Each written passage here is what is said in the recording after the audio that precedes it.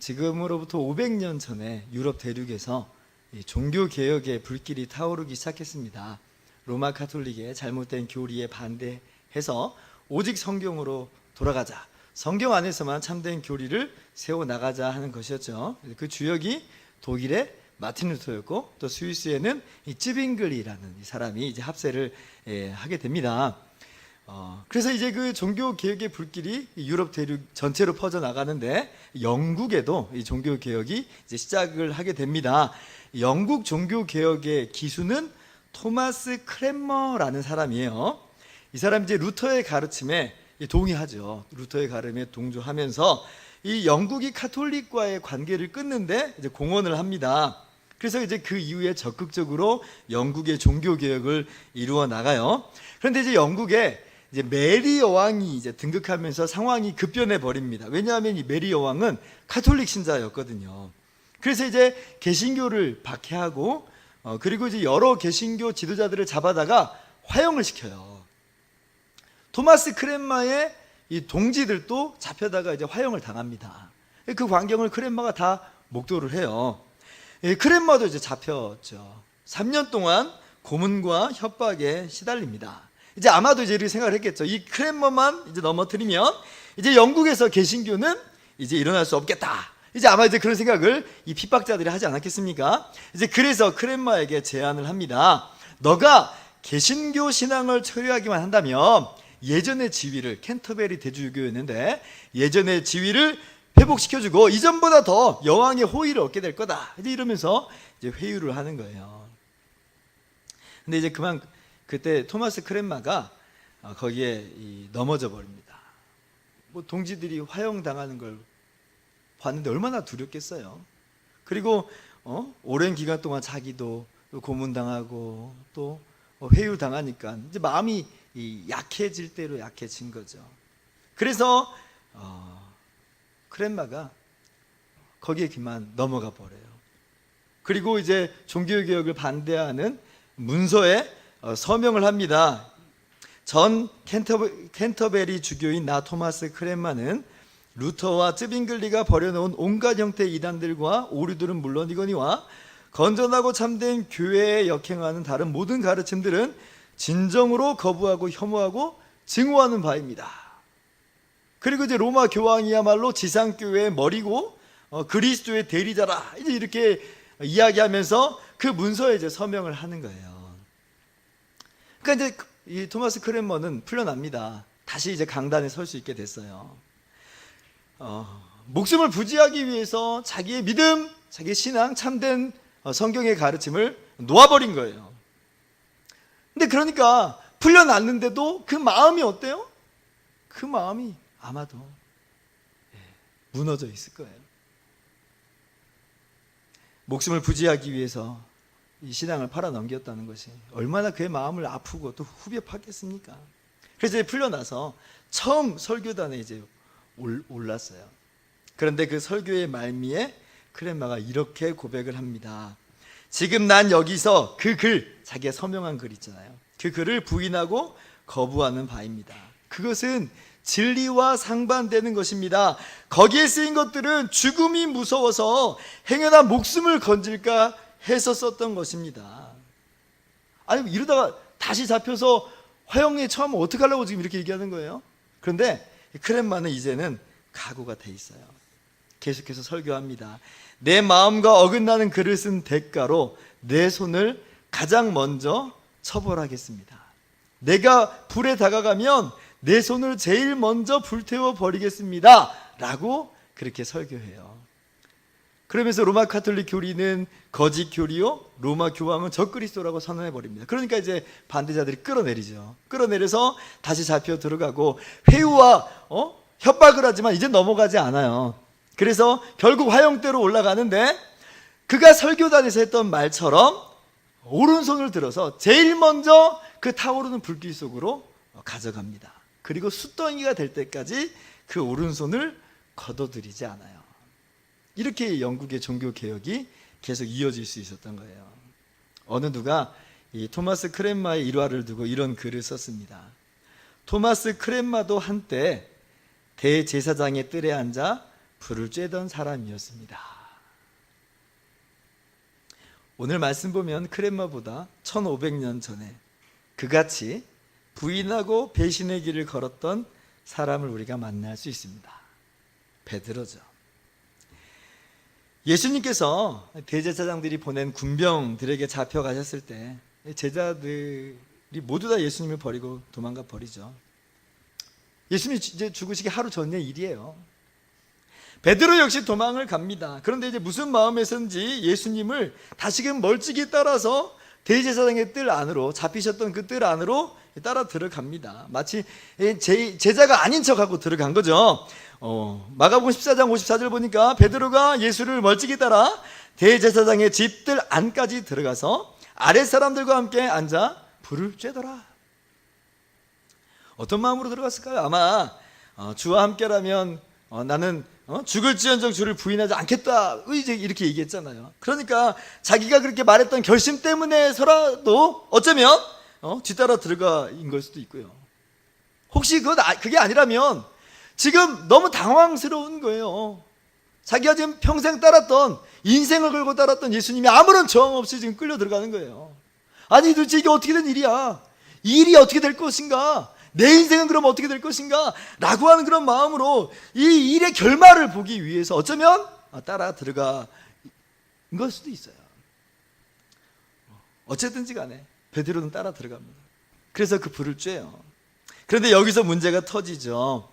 대제사장의 여종 중 하나가 베드로를 보더니 너도 나사렛 예수와 함께 있었도다. 지금 예수님의 제자가 아닌 척 지금 그 자리에 앉아 있는데 베드로의 정체와 신분이 밝혀져 버려요. 여기서 뭐라고 말을 해야 될까요? 뭐라고? 여러분이 그 현장에 있었다면 우리는 뭐라고 대답했을까요? 베드로가 말합니다. 베드로가 부인하여 이르되 나는 내가 말하는 것이 무엇인지 알지도 못하고 깨닫지도 못하겠노라 하며 앞들로 나갈세. 베드로는 어떻게 해요? 예수님과의 관계를 부인하고 부정해버려요. 너 예수님 제자 맞지? 묻는데 아니야, 나 예수님 제자 아니야 라고 말해버린 거예요. 급작스러운 질문에 당황해서였을까요? 나도 모르게 위기에서 벗어나려고 하는 그런 마음 때문에 그냥 툭 튀어나온 말이었을까요? 한 번은 그럴 수 있다고, 실수할 수 있다고, 나도 모르게 그렇게 이야기했다고 할 수 있겠어요. 그런데 오늘 이 시험은 이 한 번으로 그치지 않아요. 2번, 3번 연달아 다가옵니다. 그리고 그때마다 베드로는 부인하면서 그 상황을 빠져나가기 급급해요. 3번째 부인할 때는 얼마나 다급했든지 저주하며 맹세까지 하면서 부인합니다. 71절입니다. 같이 읽겠습니다. 시작.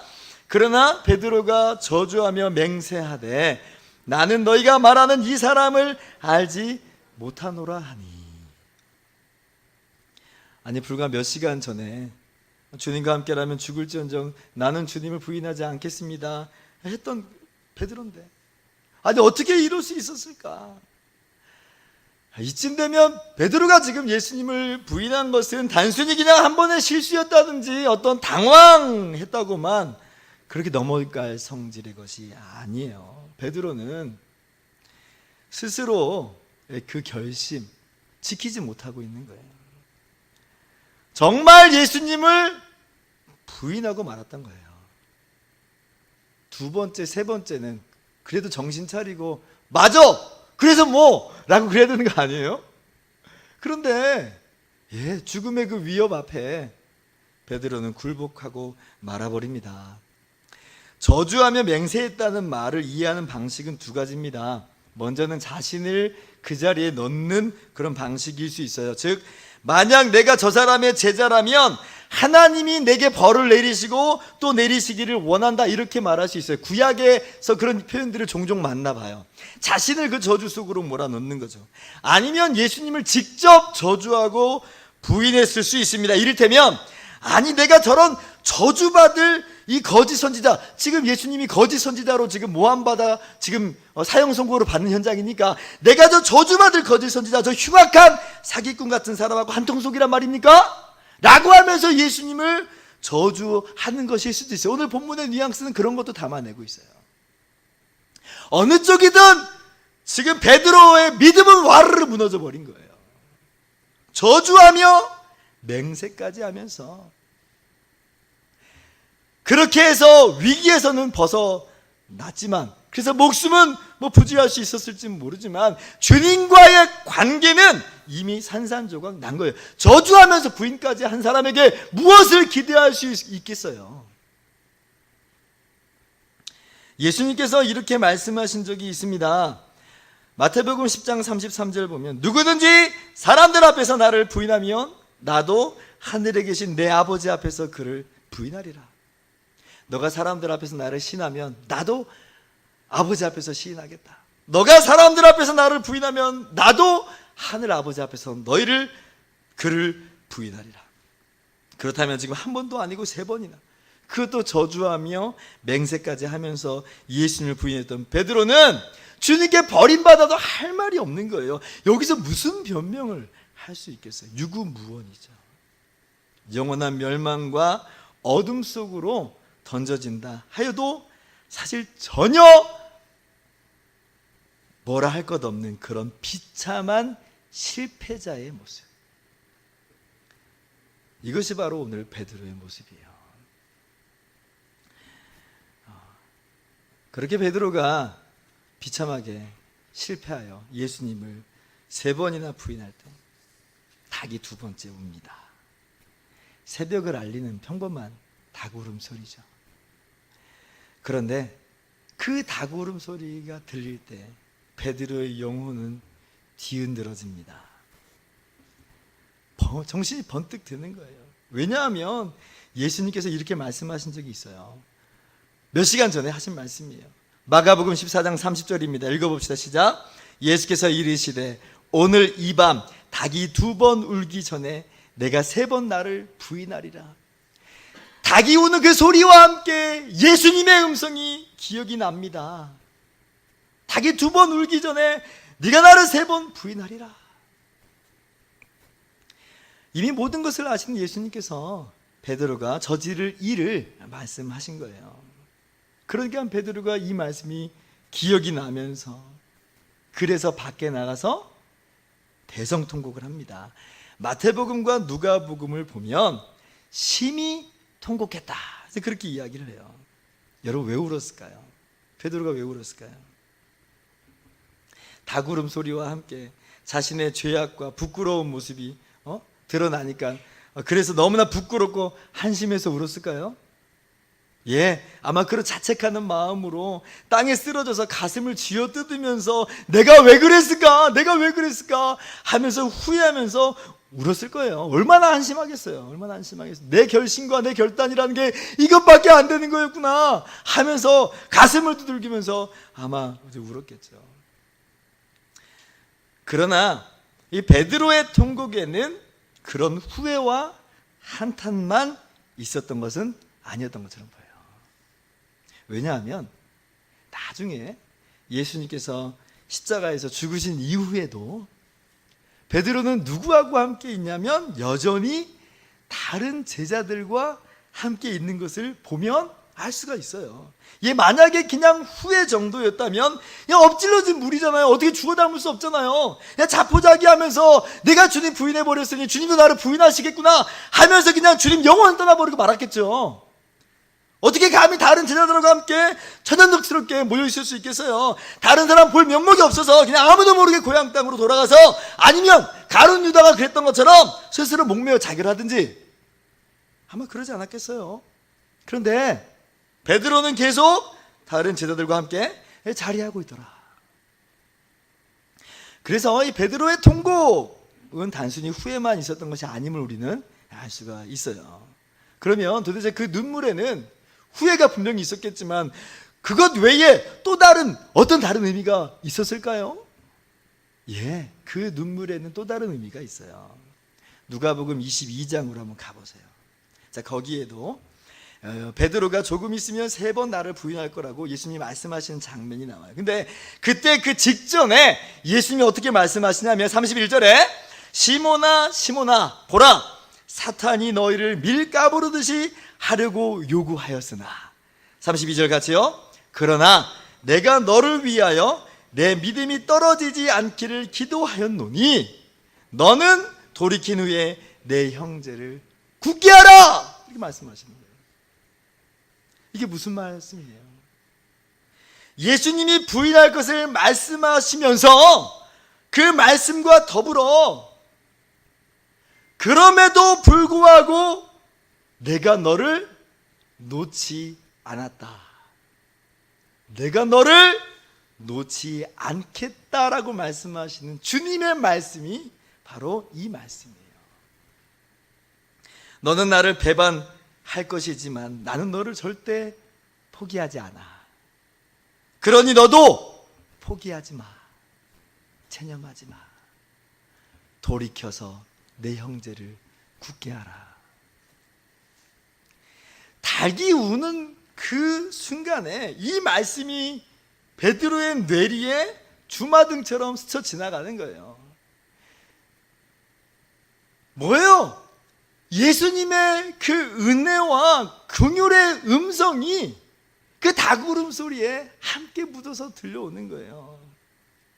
예수님을 부인할 거라고 말씀하신 그 말씀 속에 자신의 무능력과 자신의 악함을 똑똑히 봅니다. 난 이것밖에 안 돼라고 자책할 수밖에 없는 그 닭 울음소리예요.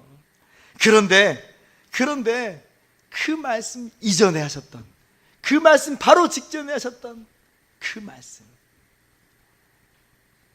돌이킨 후에 내 형제를 굳게 하라. 전에는 흘려들었겠죠. 그냥 너 부인할 거야, 이 말밖에 기억이 안 됐을 거예요. 왜? 근데 나는 부인 안 할 거니까, 뭐 배신 같은 거 안 할 거니까, 나는 죽을지언정 주님 부인하지 않을 겁니다, 이렇게 대답하는 거예요. 별 의미 없는 말이라 생각을 했는데, 그런데 모든 것이 무너져 버렸을 때 들리는 음성은 네가 나를 3번 부인하리라가 아니에요. 그때 베드로에게 들리는 음성, 베드로가 붙잡는 그 음성은 너는 돌이킨 후에 내 형제를 굳게 하라, 이 말씀일 수밖에 없어요. 왜냐하면 그 말씀 아니면 베드로는 끝장이거든. 뭘 붙잡겠어요? 그런데 분명히 모든 것을 아신 주님께서 그렇게 말씀하시는 거예요. 그 말씀이 지금 무너진 그 현장 속에서 그 어느 때보다도 크고 우렁차고 똑똑하게 베드로의 마음속으로 들려오는 거죠. 베드로가 회개했다고들 합니다. 그것이 가룟 유다와 결정적인 차이라고 해요. 맞는 이야기예요. 그러나 여러분, 도대체 그 회개를 이끌어내는 힘은 어디에서부터인가? 베드로 자신의 신앙인가? 베드로 자신의 의지적 결심인가? 아니요, 그럴 수 없어요. 베드로의 결심이라는 것은 종이장보다도 못한 것을 우리는 말씀 속에서 보게 돼요. 휴지 조각이에요. 죽을지언정 주님 떠나지 않겠다고 했지만 전혀 그럴 수 없었어요. 우리의 결심과 의지는 그 정도밖에 안 돼요. 그것이 회개를 이끌어냈다고요? 그것이 나의 신앙을 이끌어간다고요? 불가능합니다. 우리는 그렇게 신앙생활을 못합니다. 우리는 파산해버렸어요, 이미.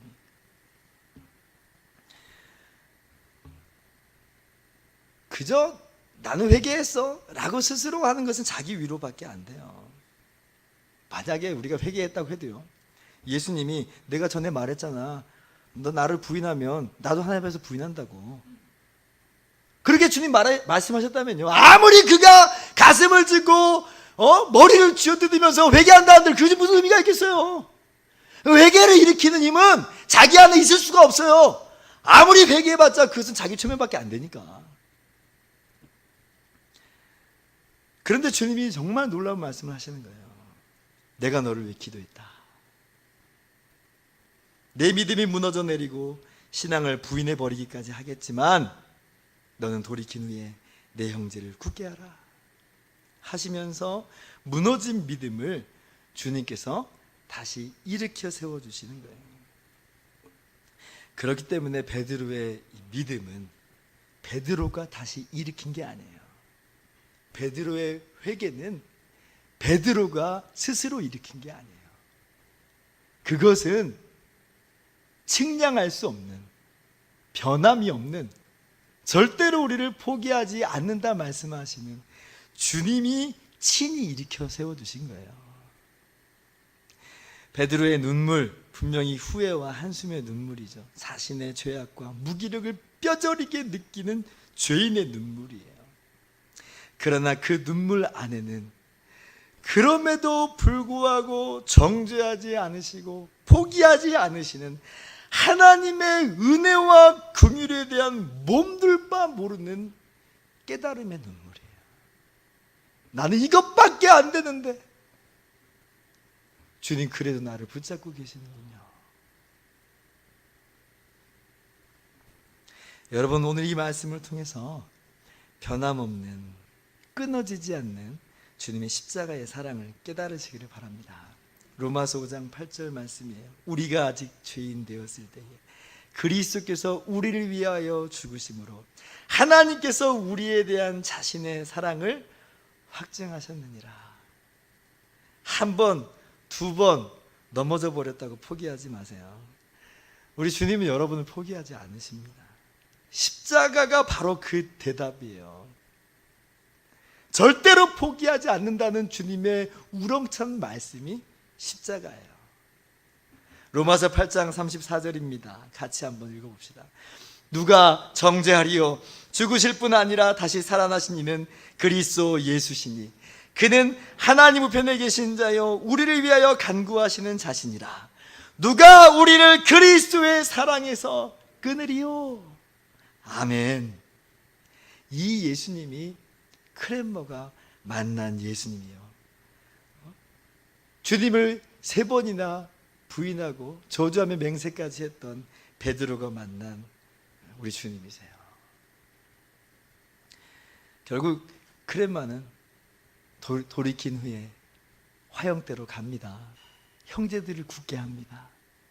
베드로는요, 돌이킨 후에 주님의 회복의 은혜를 경험한 후에 하나님께서 사도로 그 세우신 바처럼 교회를 세우고 형제들을 굳게 합니다. 결국 전승에 따르면 베드로도 나중에는 십자가에 달려 죽게 되는데 거꾸로 매달려서 십자가에 죽었다. 이제 그렇게 전승이 이야기를 합니다. 베드로가 크렘마가 자신의 죄값을 치러보려고 한 게 아니에요.